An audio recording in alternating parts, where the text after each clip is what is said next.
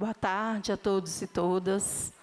Eu não posso começar essa minha explanação sem primeiro dizer da grande perda que nós tivemos hoje, que foi o nosso companheiro, grande lutador, Tió, que foi enterrado agora há pouco. Tió, presente, presente, presente. Um grande homem, um grande lutador pela classe trabalhadora de Sete Lagoas. Falar, gente, em enfrentamento, a gente precisa entender que nós estamos vivendo um momento muito complicado, mais do que todas as outras governos, né? Nós tivemos aí o governo passado, que hoje a gente enfrenta as coisas muito à tona na educação. E aí eu não posso começar a minha fala de enfrentamento sem falar que não se pode falar em educação sem não falar de amor. Então, independente de quem está no chão da escola, se é um branco, se é uma mulher branca, se é uma mulher negra, nós precisamos falar de amor. E quando a gente fala em amor, a gente tem que acolher a todos. E nós estamos vivendo num momento em que o professor ele é calado, invisibilizado, porque o medo tomou conta das nossas escolas. Nós precisamos entender que os nossos alunos, que as nossas crianças, do 1º ao 5º ano, o aluno não sabe, gente, a criança não sabe diferenciar o racismo. Quem coloca isso nele somos nós. E isso hoje está muito visível na nossa sociedade. E hoje se enfrenta não só a questão do racismo, todas as questões LGBTs, isso tudo é muito complicado para o professor se falar isso hoje dentro de uma sala de aula. Como a gente faz isso? Não sei. A gente não tem fórmula. O que a gente tem é vivência dentro de uma sala de aula que, dependendo do que você fala, você é chamado, você se você toma advertência. Então, assim, é uma situação, é um enfrentamento que aí eu proponho aqui, né? Eu acabei nem agradecendo o convite, viu, Priscila? Eu agradeço, desculpa, porque eu estava muito emocionada na questão do Tió, pelo convite. Sintam-se abraçada pelo Sindiúti, pela nova gestão. Obrigada. Nós temos aí, e aí fica o convite para todas vocês, nós temos uma secretaria de mulheres dentro do Sindiúti, nós temos uma secretaria, viu, Ana Paula, de LGBT, que nós, há alguns anos atrás, nós já fizemos uma semana de LGBT lá dentro do Sindiúti, inclusive trazendo o Ministério Público para a questão do nome social. Isso foi feito dentro do sindicato. E, Nana, a questão, nós temos um coletivo de igualdade racial. Fica aí a nossa proposta da gente começar a construir algo diferente dentro de Sete Lagoas, porque juntas nós somos mais. E, pelo que a gente vê, nós mudamos o governo, mas as coisas ruins ficaram entranhadas nas pessoas, em especial em Sete Lagoas, gente. A gente sabe que Sete Lagoas não é fácil, nunca foi, mas agora está pior. Eu acho que o enfrentamento nosso, eu falo nosso porque eu estou na coordenação hoje do Sindiúti, mas eu estou na sala de aula. Quando você vai fazer algum debate com o aluno, você tem que ter muita cautela, muita cautela.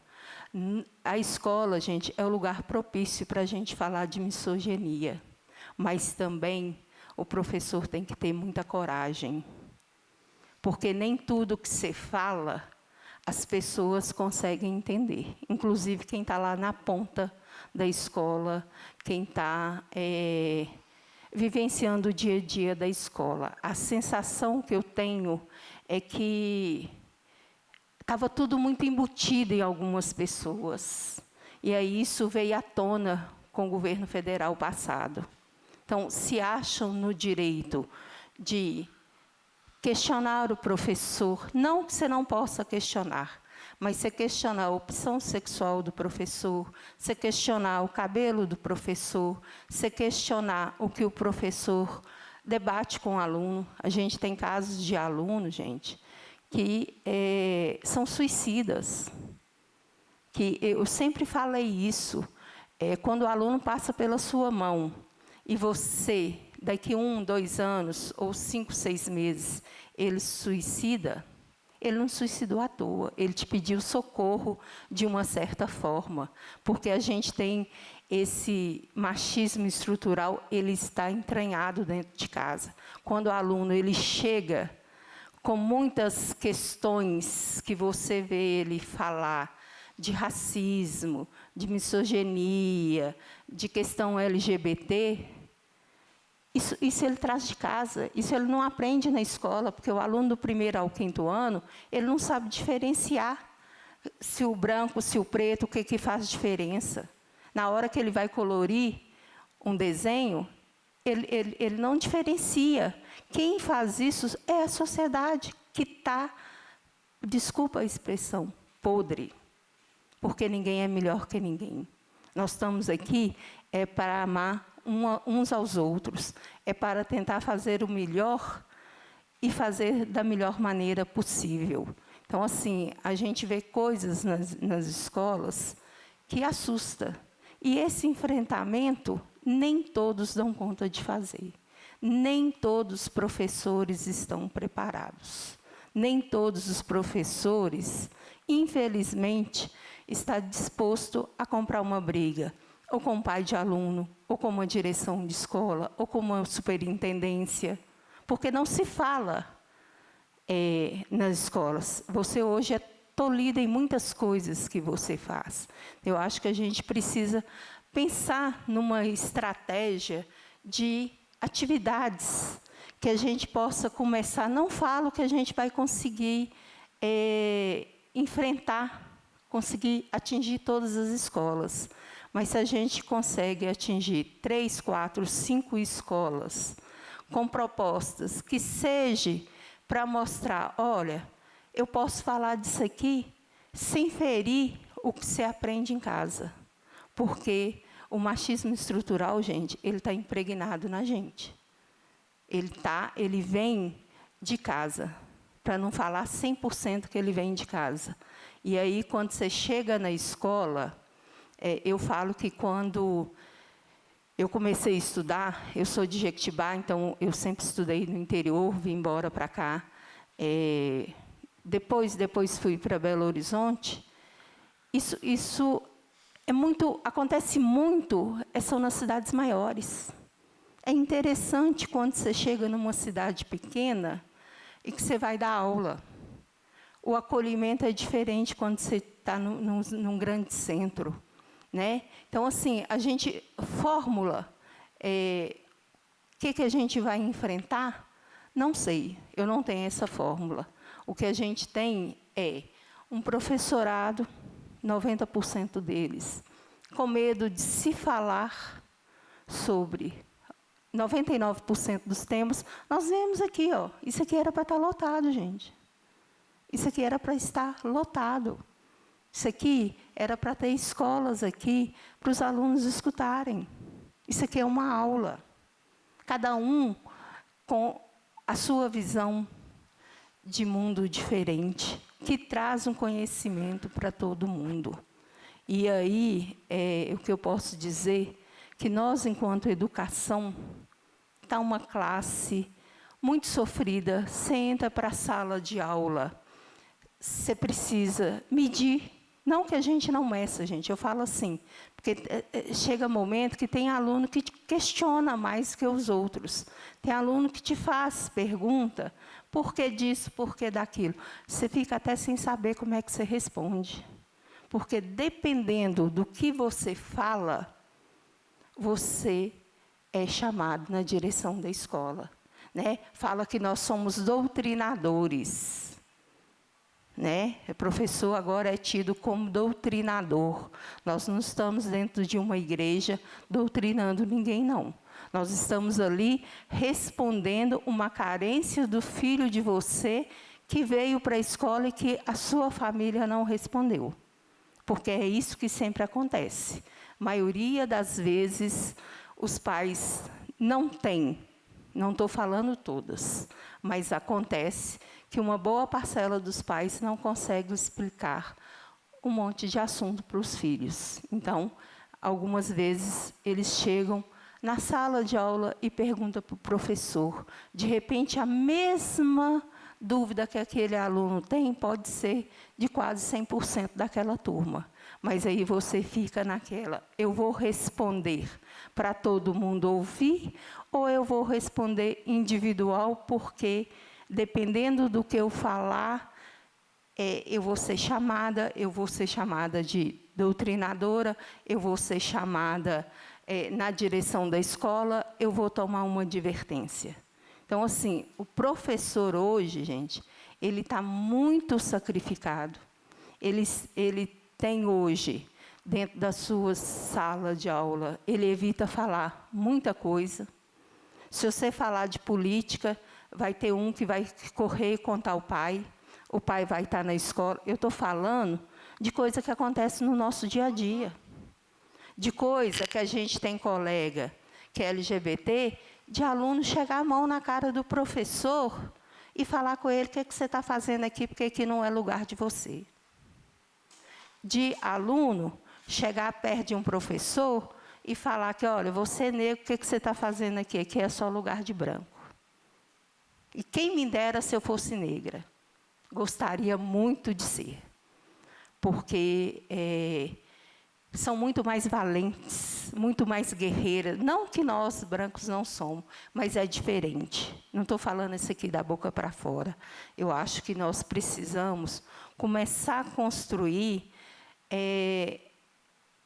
oficinas, porque também, gente, eu falo que os nossos alunos, até mesmo nós professores, nós deixamos a pandemia para não deixar os alunos na mão invadir a nossa casa.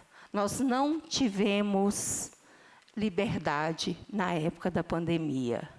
Nós abrimos a nossa casa para dar aula e muitas vezes o aluno abria a câmera e não estava lá.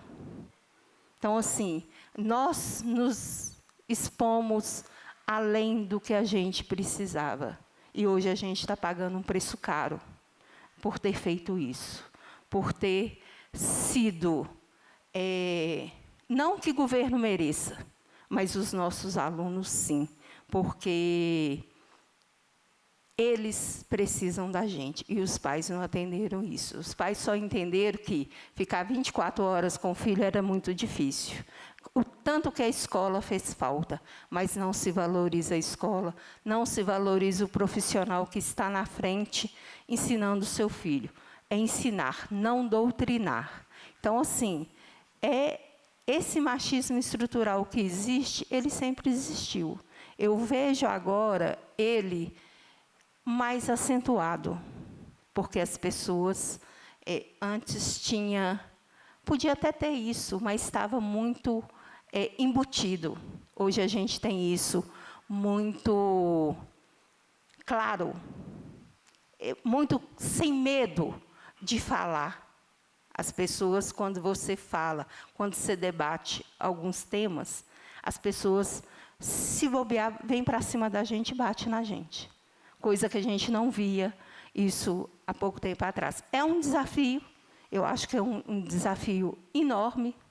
Eu acho que Sete Lagoas começa a caminhar, né, em relação a todas essas questões. Em relação, Nana, eu queria parabenizar, eu já tive no Quarteirão, na primeira edição do Quarteirão Negro.